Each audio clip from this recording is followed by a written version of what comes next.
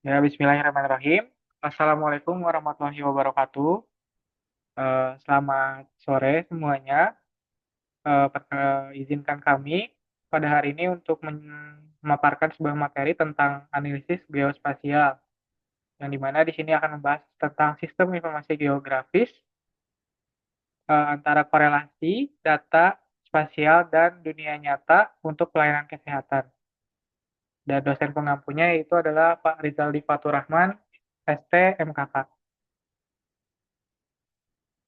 Dan izinkan juga saya memperkenalkan diri kami dari kelompok 4, yang dimana anggotanya itu adalah saya sendiri, Muhammad Rizal Rahman, dan juga Muhammad Azam Arabani, ada Rizky Yuniarti Rahajeng, ada juga Rizky Aprilia.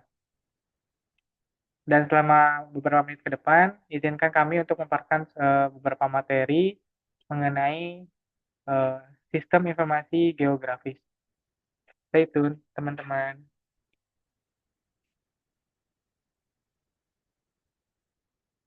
Untuk yang pertama itu adalah tujuan pembelajaran, di mana yang pertama itu kita memahami konsep dasar dari eh, SIG ini, memahami konsep dasar SIG dalam kesehatan, yaitu bagaimana data lokasi bisa memberikan konteks terhadap data kesehatan. Yang kedua, kita mempelajari aplikasi SIG dalam epidemiologi, seperti pelacakan wabah. Yang ketiga, kita menganalisis korelasi spasial, yaitu hubungan antara lokasi dengan kejadian penyakit. Dan yang terakhir, itu ada teknik analisis spasial yang digunakan untuk menemukan pola yang tidak terlihat secara langsung.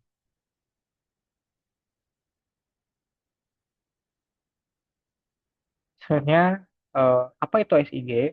SIG atau Sistem Informasi Geografis merupakan eh, penggabungan antara dua jenis data, yaitu data spasial, yang dimana sesuatu terjadi, dan data atribut, apa yang terjadi. Kalau dianalikan, SIG atau Sistem Informasi Geografis itu seperti Google Maps, tapi bukan hanya untuk menunjukkan di mana letak lokasi, melainkan juga di dalam letak lokasi tersebut terdapat informasi. Dalam konteks kesehatan, SIG dapat membantu kita menjawab pertanyaan-pertanyaan seperti di mana penyakit itu terjadi, siapa yang terdampak, dan kapan terjadi. Ini dikenal sebagai konsep person, place, time yang merupakan dasar dari epidemiologi modern.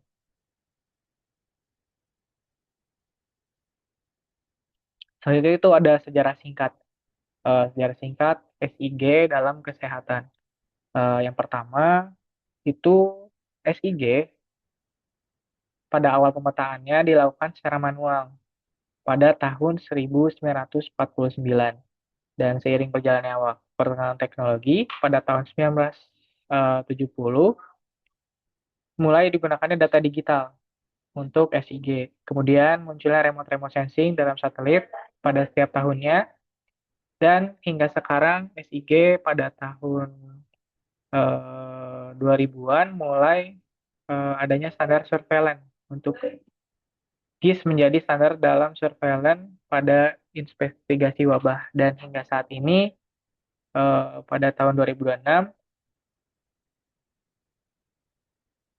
di maraknya era perkembangan teknologi dan digitalisasi, SIG juga menerapkan integrasi dengan IoT atau AI untuk big data dalam kesehatan publik, yang dimana di sini eh, selain menampilkan data lokasi dan informasi penyakit, ini juga bisa berkembang secara real time dan dapat diakses publik secara real time setiap tahunnya. Itu karena kecerdasan AI yang membantu SIG dalam melakukan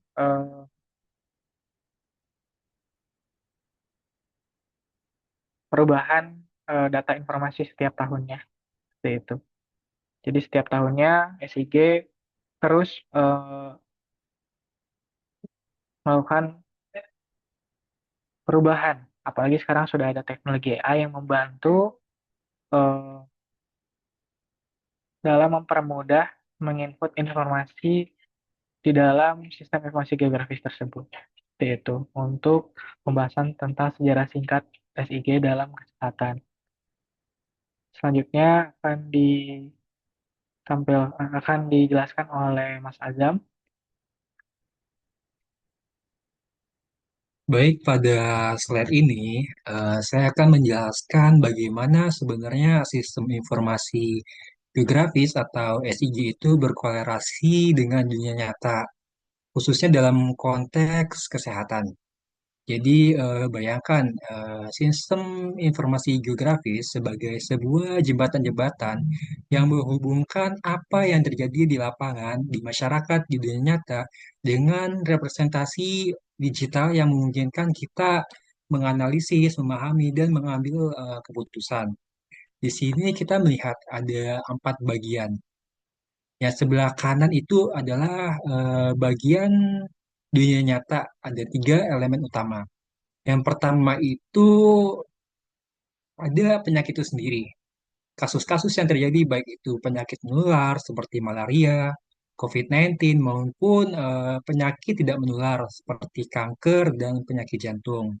Lalu kedua, lingkungan di mana faktor-faktor risiko berada. Ini bisa berupa kualitas udara, ketersediaan air bersih, keberadaan vektor penyakit seperti nyamuk, atau bahkan akses jalan dan transportasi. Ketiga, di sini ada populasi, karakteristik masyarakat yang berisiko termasuk kayak usia, jenis kelamin, status sosial ekonomi, dan perilaku kesehatan. Jadi ketiga elemen ini tidak berdiri sendiri, mereka saling berinteraksi di ruang dan waktu yang sama. Dan inilah yang membuat pendekatan spasial menjadi sangat penting.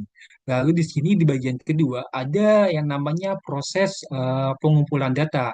Nah, dari 3 elemen tadi, data dikumpulkan melalui berbagai cara. Untuk data lokasi, kita bisa menggunakan kayak GPS, remote sensing dari satelit atau drone. Dan sensor yang terpasang di lapangan, misalnya kayak satelit dapat mendeteksi genangan air yang berpotensi menjadi breeding site nyamuk malaria. Untuk data kesehatan, kita ambil dari rekam medis di rumah sakit dan puskesmas. Bisa juga dari data sensus penduduk, serta survei epidemiologi lapangan.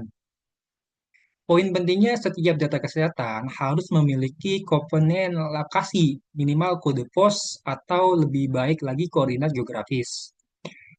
Tanpa informasi di mana kita kehilangan setengah dari gambaran besar. Lalu setelah pengumpulan data, ada yang namanya bagian transformasi di dalam sistem informasi geografisnya ini. Inilah jantung dari sistem SIG sebagai pusat pengolahan. Dalam SIG, data yang tadi terpisah-pisah diintegrasikan menjadi 2 bentuk.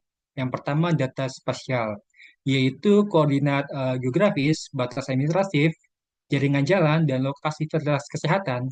Ini memberikan jawaban di mana.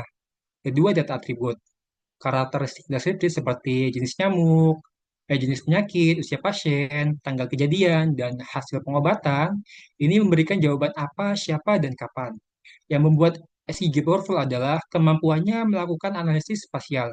Kita bisa melihat pola, menghitung jarak, mengidentifikasi klaster, dan bahkan memprediksi kejadian di masa depan berdasarkan pola geografis.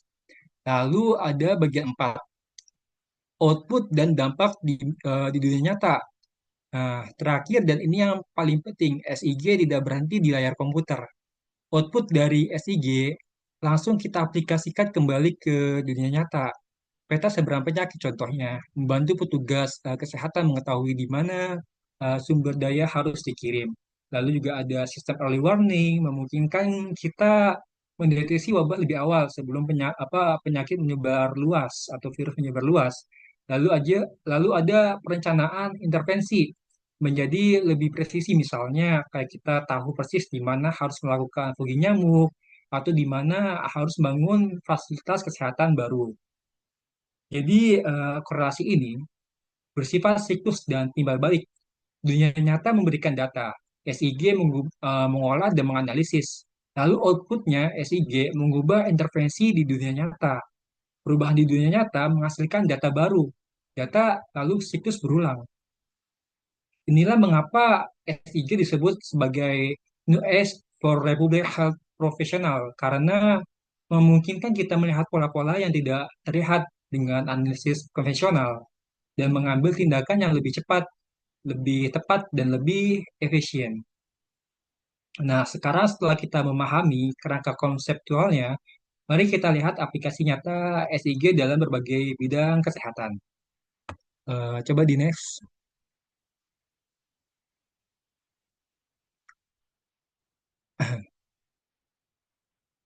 Nah, selanjutnya di slide ini, saya akan membahas 4 aplikasi utama SIG dalam informatika kesehatan. Keempat area ini mencakup spektrum penuh dari pencegahan, deteksi, hingga pengobatan. Yang pertama itu ada aplikasi surveillance penyakit dan investigasi wabah. Aplikasi pertama dan yang paling familiar adalah ini, surveillance penyakit dan investigasi wabah. Bayangkan saat contohnya pandemi COVID-19, setiap hari kita melihat peta penyebaran kasus. Di provinsi mana kasus naik, di kecamatan mana terjadi klaster, itu adalah SIG dalam aksi. Tapi tidak hanya COVID, SIG juga dapat digunakan seperti flu burung dan SARS, pelacakan kasus dan identifikasi sumber penularan, identifikasi klaster, mengelompokkan kasus yang secara geografis dekat dan secara waktu berdekatan, lalu ya pelacakan kontak, memetakan siapa yang pernah kontak dengan pasien positif di lokasi mana saja, seperti itu. Yang menarik dengan SIG, kita bisa melihat pola difusi, bagaimana penyakit menyebar dari satu titik ke titik lain, mengikuti jalur transportasi, aliran sungai, atau pola migrasi populasi. Lalu aplikasi kedua ada epidemiologi spasial. Aplikasi kedua adalah epidemiologi kesehatan spasial ini, yaitu studi tentang mengapa penyakit muncul di tempat-tempat tertentu. Contohnya penyakit kronis seperti kanker dan penyakit jantung. Mengapa di daerah A insiden kanker paru-paru tinggi, sementara di daerah B contohnya itu rendah. Dengan SIG kita bisa menganalisis distribusi geografis kasus-kasus tersebut. Lalu determinan kesehatan berbasis lokasi, misalnya apakah dekat dengan pabrik polusi, apakah akses pelayanan kesehatannya terbatas, seperti itu. Lalu ada studi korelasi lingkungan kesehatan, hubungan antara kualitas lingkungan dan status kesehatan masyarakat. Ini membantu kita pindah dari pendekatan kuratif, menunggu orang sakit lalu mengobati, pindah ke pendekatan preventif, mencegah orang sakit dengan mengatasi faktor resiko lingkungan. Eh, Lalu aplikasi ketiga ini ada perencanaan layanan kesehatan. Pernahkah kalau dilihat bertanya-tanya, mengapa rumah sakit dibangun di lokasi tertentu? Atau mengapa ada puskesmas di desa A, tapi tidak di desa B, padahal jaraknya sama jauh dari kota? Nah, SIG ini membantu menjawab ini melalui kayak analisis aksesibilitas, berapa jarak tempuh warga ke fasilitas kesehatan, berapa lama waktu tempuhnya, apakah ada hambatan geografis seperti sungai besar atau gunung, seperti itu. Lalu juga menentukan lokasi optimal. Menggunakan analisis untuk menentukan lokasi baru yang paling strategis, minimalkan jarak bagi populasi terbanyak. Jadi, misalkan mayoritas populasi di sini, ini jika dibangun suatu puskesmas atau fasilitas, ini lebih banyak dijangkau oleh banyak populasi, populasi yang lebih mayoritas dibandingkan minoritas. Lalu ada routing ambulans dan logistik, menentukan rute tercepat untuk evakuasi darurat atau distribusi vaksin dan obat-obatan. Contohnya jika ada orang yang terjadi tabrakan, jadi ambulans itu mendapatkan rute yang sangat cepat. Jadi pasiennya itu gampang lebih cepat diobati. Jadi dengan SIG kita memastikan sumber daya kesehatan yang terbatas didistribusikan secara adil dan efisien. Lalu ada aplikasi keempat, kesehatan lingkungan. Aplikasi ini menghubungkan kondisi alam dengan kesehatan manusia.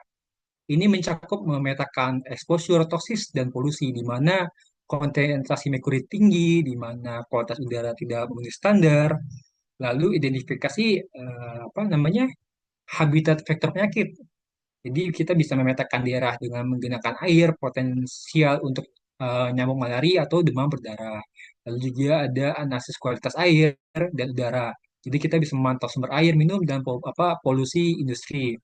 Contoh konkretnya itu NASA menggunakan satelit. Jadi untuk memantau ekosistem hutan yang berkolerasi dengan penyebaran penyakit zoonosis, penyakit yang menyebar dari hewan ke manusia.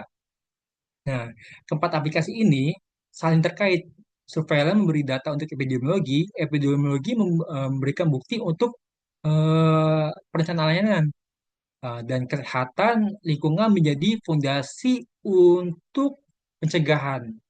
Jadi SIG adalah treat yang menyatukan semuanya dalam satu kerangka spasial. Lalu bagaimana sebenarnya analisis ini dilakukan secara teknis? Mari kita lihat teknis analisis spasial yang digunakan. Coba next. Nah, slide ini menunjukkan arsenal teknik analisis yang tersedia dalam SIG kesehatan.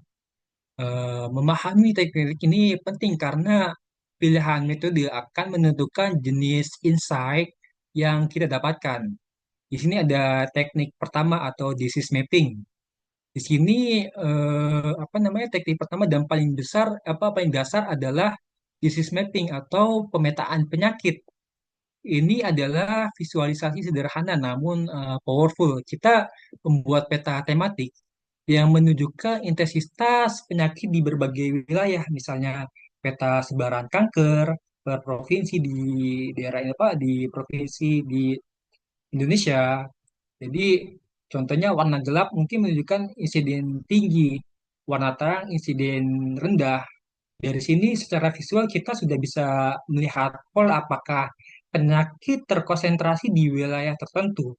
Apakah ada gradien dari utara ke selatan seperti itu. Ini adalah langkah pertama sebelum analisis lebih lanjut. Ini kedua ada spatial clustering dan hotspot analisis. Kalau di mapping menunjukkan di mana, kalau spatial cluster menjawab apakah ini signifikan secara statistik. Contohnya di Pajusi, Korea Selatan. Analis ini mengidentifikasi hotspot malaria, area di mana kasus secara signifikan lebih tinggi dari wilayah sekitarnya. Teknik yang umum digunakan adalah Getis orgi. Ini tidak hanya melihat kepadatan kasus, tapi juga mempertimbangkan hubungan spasial antar wilayah. Jadi bukan sekedar desa ini banyak kasus, tapi desa ini dan desa-desa tetangga membentuk klaster yang bermakna secara statistik. Lalu teknik ketiga ini ada spatial autocorrelation. Nah, konsepnya ini dinyata lokasi yang berdekatan cenderung memiliki karakteristik serupa. Ini disebut Tobler's Law of Geography. Eh, Moran satu ini mengukur sejauh mana kesamaan nilai, misalnya identifikasi insiden penyakit berkorelasi dengan kedekatan geografis.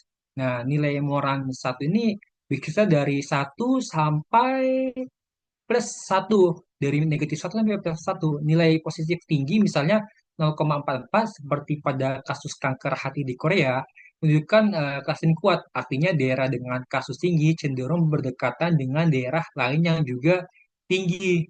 Jadi daerah-daerah yang tinggi kasus itu pasti daerah-daerah sekitarnya juga kasusnya lumayan tinggi atau enggak lebih tinggi seperti itu. Ini penting untuk memahami mekanisme of spread atau mekanisme penyebaran. Apakah penyakit menyebar secara spasial. Lalu ada teknik buffer analysis. Buffer analysis adalah teknik yang sangat praktis. Kita membuat zona penyangga atau radius di sekitar suatu fitur geografis. Contohnya ini zona resiko 500 meter dari sumber polusi industri. Siapa saja yang tinggal dalam radius ini, contohnya seperti itu. Ini membantu dalam exposure assessment menilai paparan penyakit terhadap faktor resiko. Lalu ada juga teknik corporate mapping. Fungsinya ini metadata intensitas, contoh aplikasi ini peta kepadatan kasus COVID-19 seperti itu. Lalu juga ada Bayesian disease mapping yang fungsinya estimasi resiko area kecil. Yang contoh aplikasinya ini prediksi risiko kanker dan covariates. Lalu juga ada teknik spatial scan statistik. Fungsinya deteksi klaster tidak beraturan. Yang contoh aplikasinya ini identifikasi stroke belt di eh, Asia Tenggara seperti itu. Eh, Next.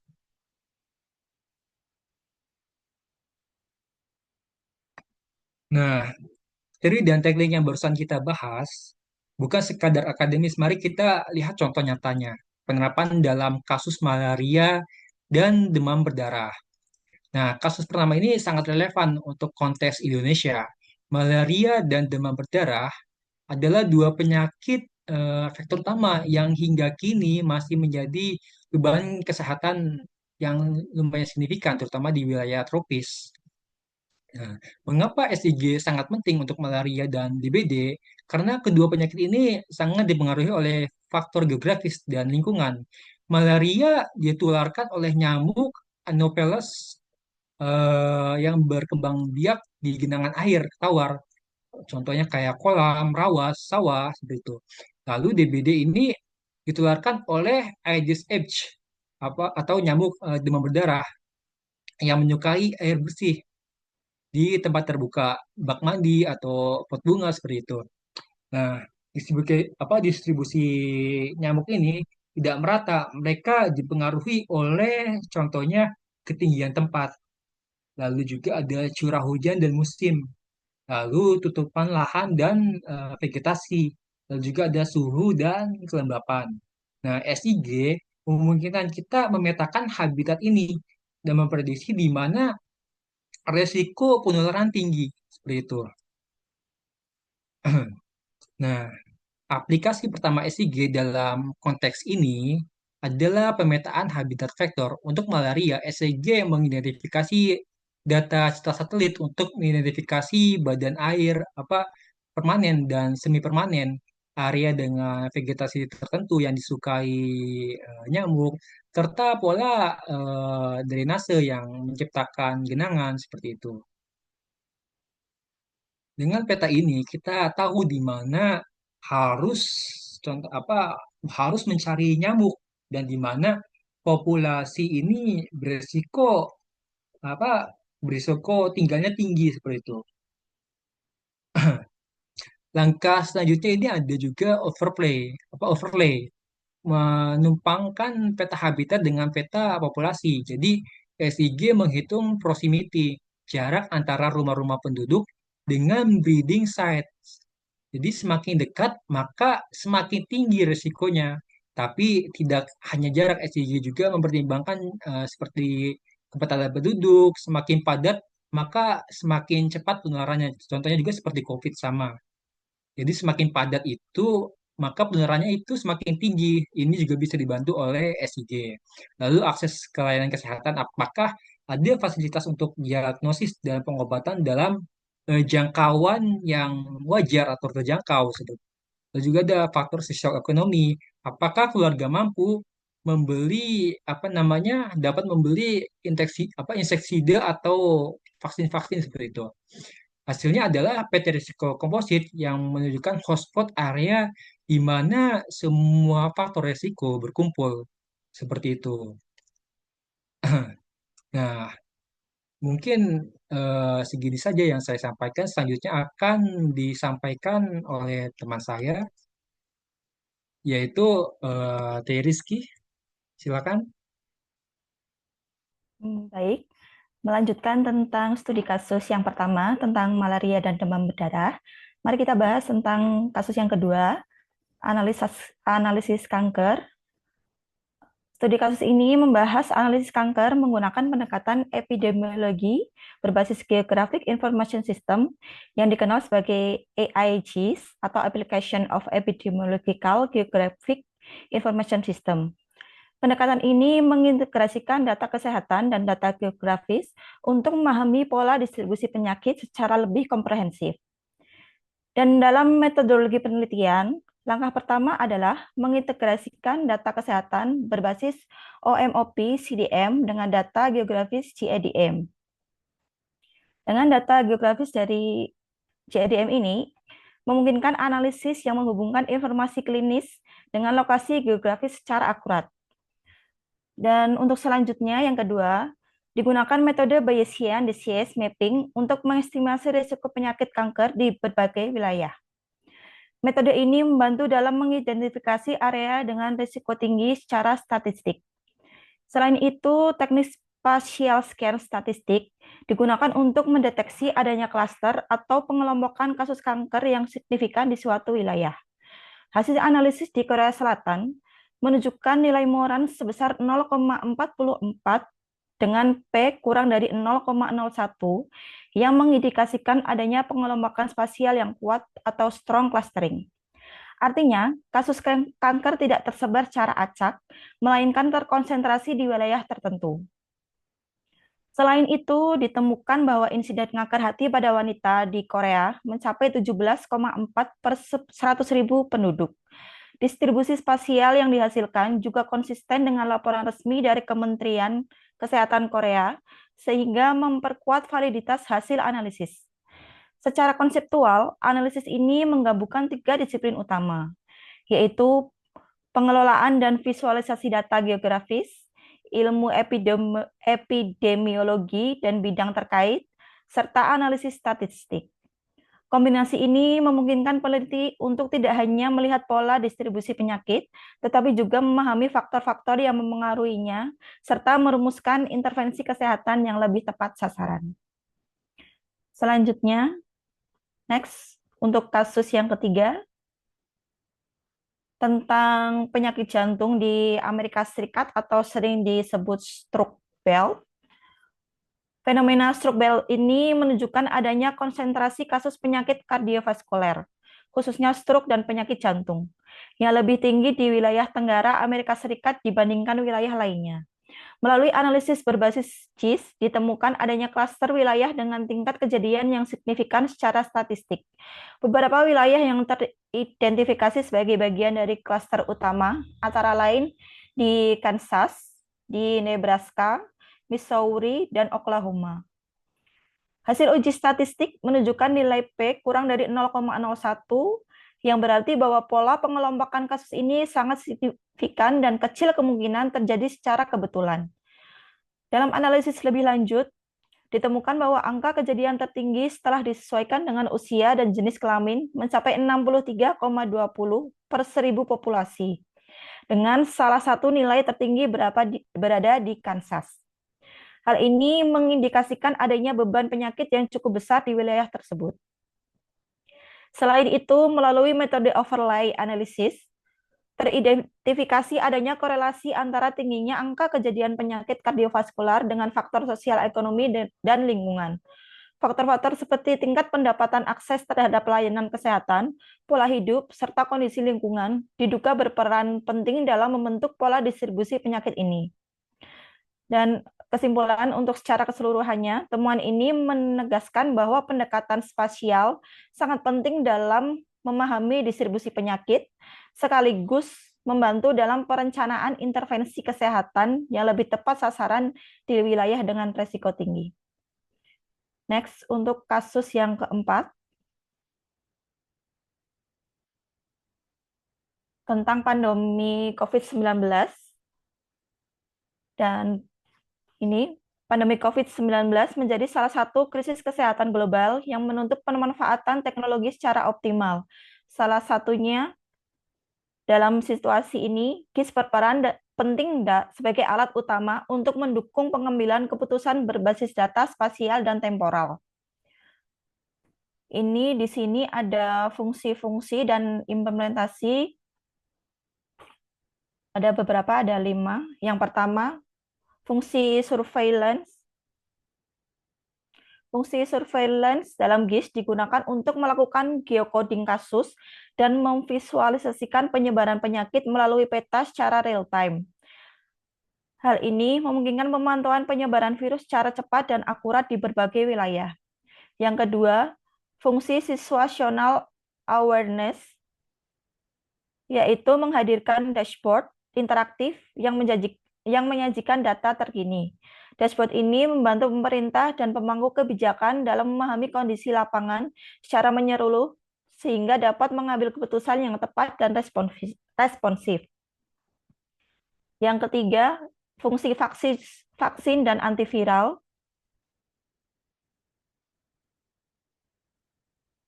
Fungsi vaksin dan antiviral ini dimanfaatkan melalui analisis spasial seperti Bayesian polygons untuk alokasi antiviral,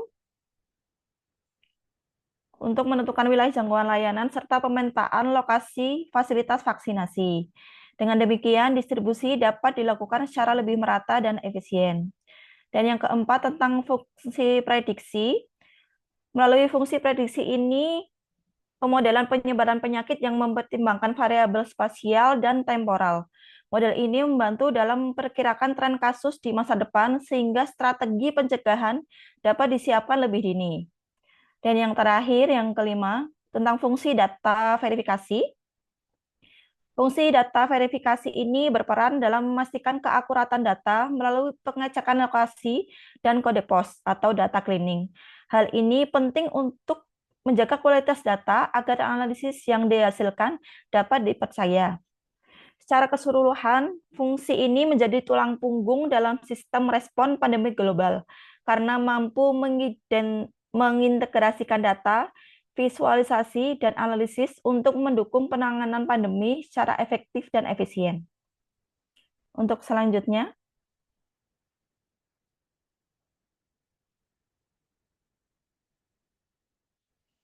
ini tentang manfaat SIG dalam kesehatan publik menurut World Health Organization.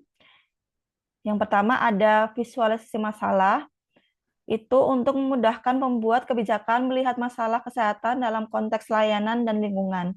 Visualisasi spasial membuat data kompleks menjadi intuitif dan actionable. Yang kedua, manfaatnya untuk analisis epidemiologi, yaitu mengungkapkan tren dan interrelasi yang sulit ditemukan dalam format tabel. Analisis spasial mengidentifikasi pola tersembunyi dan keterkaitan antar variabel. Yang ketiga, tentang manfaat konvergensi data. Pengertiannya adalah platform ideal untuk mengintegrasikan data penyakit, populasi, layanan kesehatan, dan lingkungan alam. Satu platform untuk semua data kesehatan. Terima kasih. Selanjutnya akan dilanjutkan oleh rekan saya, Mbak April.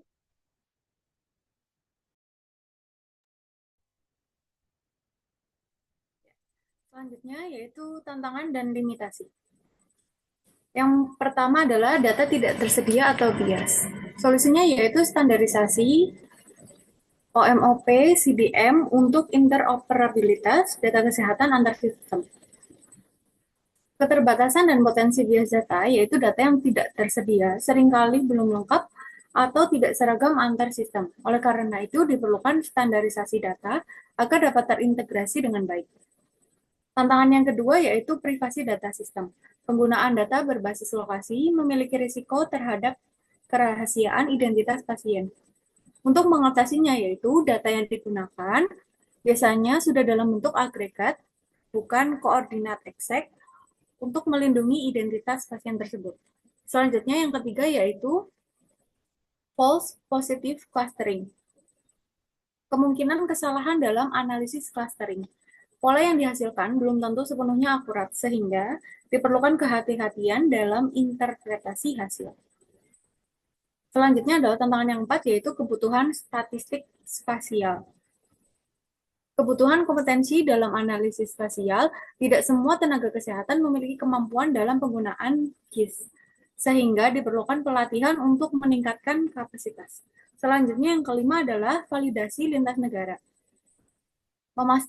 Hal tersebut adalah untuk memastikan hasil analisis dapat dipercaya secara luas, diperlukan kolaborasi dengan institusi internasional dalam penyusunan standar metodologi.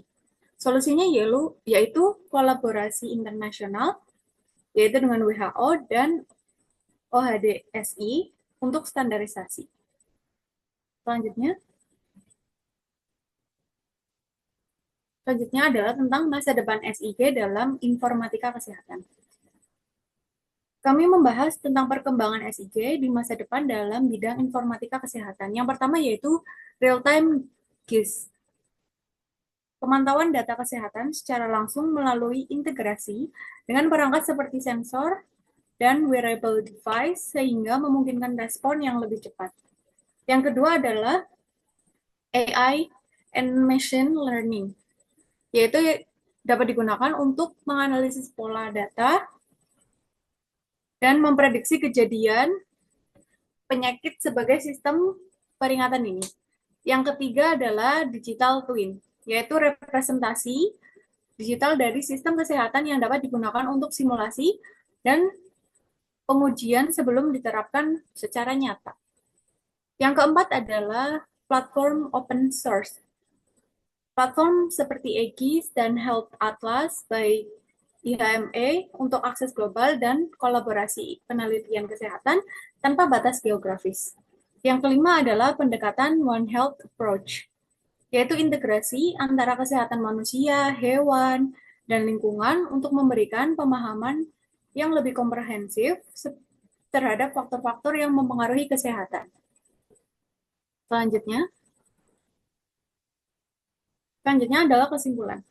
Sebagai kesimpulan, SIG merupakan alat yang berperan penting dalam menggambarkan kondisi kesehatan sekaligus mendukung analisis prediktif dan pengambilan keputusan yang lebih tepat. Terdapat 4 poin dalam kesimpulan ini. Yang pertama adalah integrasi berbagai dimensi. SIG mengintegrasikan dimensi person, place, time dalam epidemiologi modern. Yang kedua yaitu identifikasi disparitas, analisis spasial mengidentifikasi health disparities and risk faktor berbasis lokasi. Yang ketiga adalah visualisasi peta.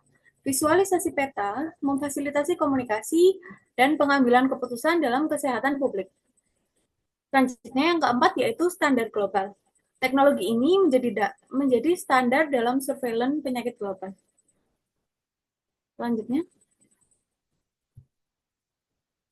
referensi utama dalam materi yang dipaparkan hari ini yaitu yang pertama dari Geography Information System Data CDC tahun 2025, yang kedua yaitu GeoBasic GIS in Health and Human Service, yang ketiga dengan judul Application of Epidemiological Geographic Information System atau AGIS. Yang keempat adalah GIS for Spatial Epidemiology, dan yang kelima adalah jurnal dari WHO yaitu Global Malaria Action Plan and Regional Dengue Plan. Sekian pemaparan hari ini dari kelompok 4. Kurang lebihnya kami memohon maaf. Terima kasih dan wassalamualaikum warahmatullahi wabarakatuh.